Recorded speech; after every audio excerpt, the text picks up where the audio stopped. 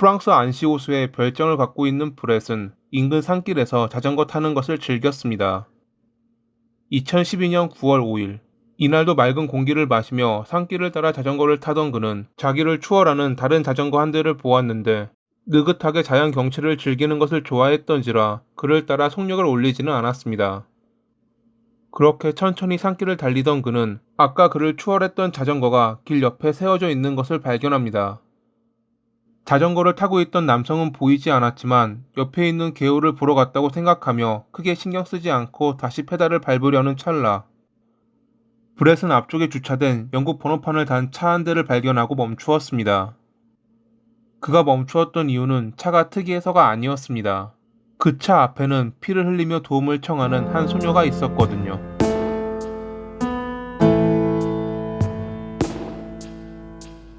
소녀를 돕기 위해 달려간 브렛은 아까 자신을 지나쳤던 자전거 운전자 한 명과 차 안에 3명의 사람이 사망해 있는 것을 발견했습니다.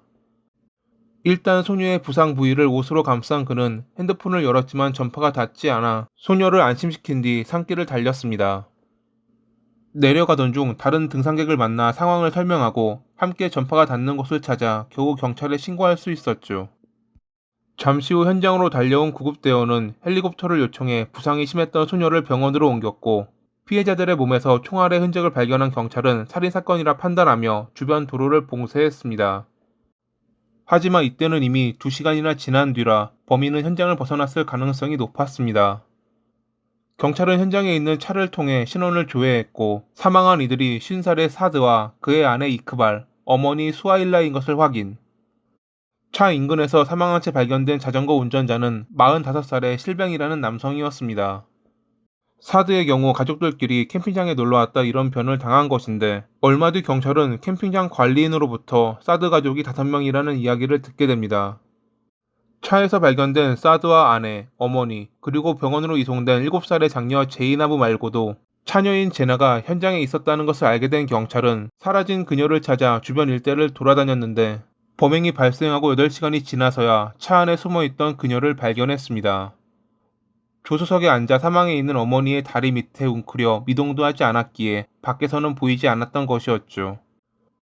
제나는 충격을 받은 상태였지만 생명에는 지장이 없었습니다.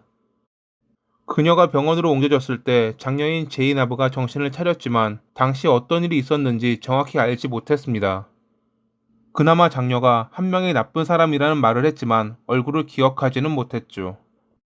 법의학적 증거에 따르면 첫 발견자인 브렛은 범행이 일어나고 몇 분 만에 현장에 도착했습니다.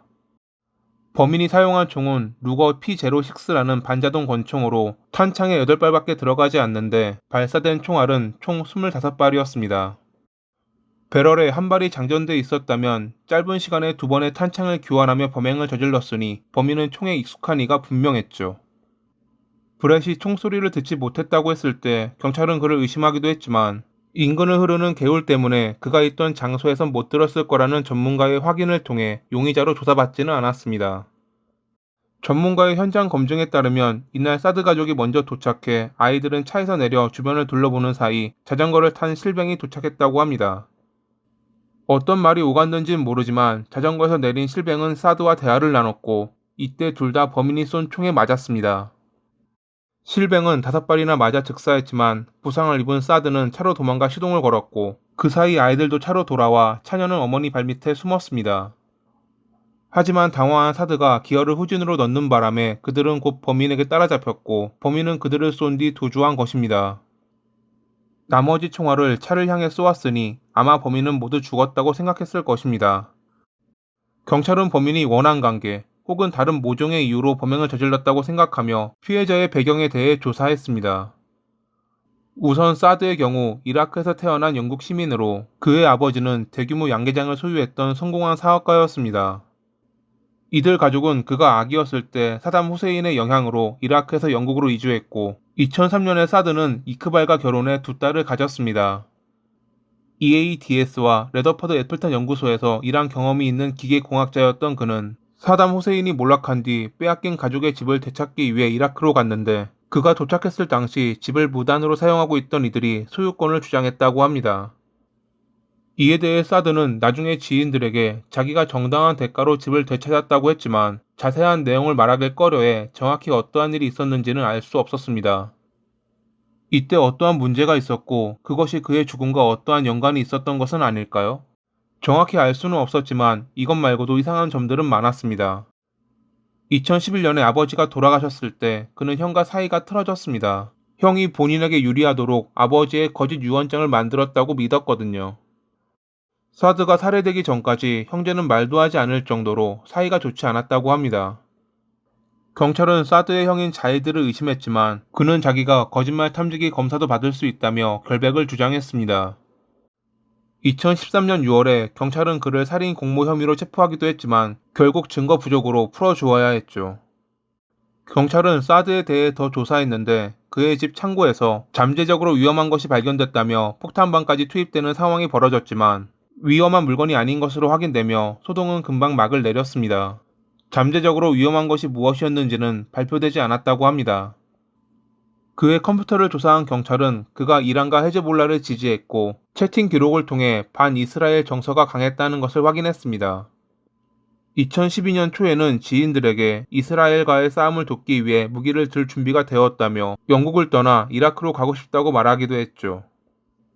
그가 사망하기 몇 주 전 감시 위성 작업을 하는 프로젝트를 마쳤기에 기업 스파이로서 어떤 정보를 제공하다 입막음 당한 것이 아니냐는 말도 나왔지만 당시 그가 맡았던 작업은 인공위성의 기계적 작동을 설계하고 유지하는 것이었기에 정작 중요한 정보에는 접근하지 못했다고 회사 측 관계자는 말했습니다. 한 가지 이상했던 점은 그가 사망하기 전, 정확히는 가족들과 캠핑장에 놀러 왔을 때 혼자 제네바의 은행에 방문해 아버지가 개설해 두었던 계좌를 확인했다는 것. 당시에 그 계좌에는 100만 유로, 하나로 약 14억 원이 들어 있었는데 그는 확인만 했을 뿐 인출하거나 송금하지는 않았습니다. 이 때문에 그가 이라크 특정 단체에 돈 세탁을 도운 것 아니냐는 의혹이 있었지만 계좌를 확인한 결과 눈에 띄는 항목은 없었습니다. 경찰은 사드의 배경에서 약간 의심스러운 것들은 있었지만 이렇다고 할 만한 결정적인 것을 찾지 못하자 다른 피해자인 실뱅에게 눈길을 돌렸습니다. 전 부인과의 사이에서 2명, 현 부인과 1명의 아이를 가져 새 아이의 아버지였던 그는 자전거 타는 것을 즐겼는데 사건 당일 그의 장인이 알려준 길이 아닌 산길을, 그것도 고가의 경주용 자전거를 타고 올랐다는 것이 좀 이상하긴 했습니다. 원자력 산업 부품 생산 공장에서 일했던 그가 기밀 정보를 누군가에게 팔기 위해 그날 현장으로 갔고 우연히 사드 가족과 마주한 상태에서 정보를 사려고 왔던 범인이 그들을 살해해 입막음한 것이 아니냐는 추측이 나오기도 했습니다. 이런 말이 나왔던 이유는 실뱅이 근무했던 원자력 회사가 과거 이란에 농축 우라늄을 제공했다는 말이 나왔었기 때문이었죠. 물론 이에 대해선 증명되지 않았고 회사 측도 아니라고 부정했지만 몇몇 이들은 이를 믿지 않았습니다. 만약 이 이야기가 진실이라면 반이스라엘 성향의 사드와 실뱅 사이에 연결고리가 될 수 있었지만 이를 증명하는 것은 아무것도 없었습니다. 실뱅의 지인들은 그가 그저 용접공이지 핵에 대한 전문 지식은 없다며 그가 그것 때문에 살해됐을 리 없다고 주장했죠. 몇 명의 용의자들은 있었습니다. 프랑스 웨이무대 출신인 파트리스 메네갈로는 실뱅의 여동생과 바람을 피웠고 그의 전 부인과도 잘 알고 지낸 사이였습니다.